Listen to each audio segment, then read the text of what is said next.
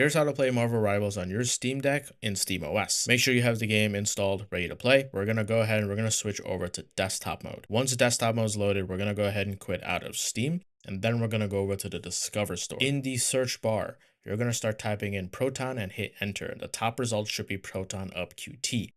After you install this app, go ahead and launch it. And when the dialog box comes up for it, we're just going to click add version on the bottom left. Under compatibility tool, we're going to hit GE-Proton. And under version, we're just going to select the newest one that's out. At the time of filming, that is 921. Go ahead and install that. After you install that, there's a button that says show game list. We're going to go over to Marvel Rivals, and next to it is the compatibility dropdown. And in that dropdown, we're just going to make sure that we have the version of Proton that we installed, which again, in this case is version 921. Go ahead and apply all of your changes, and you can close out of the app completely. And we are going to go ahead and launch Steam.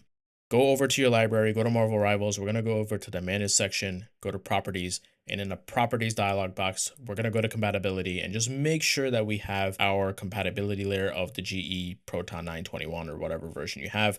And then we're just going to launch the game in here. If you get any of the notices or dialog boxes and you're trying to get through them, use the Steam button and then move the trackpad around and you'll get the cursor and you can click right through and launch the game like normal.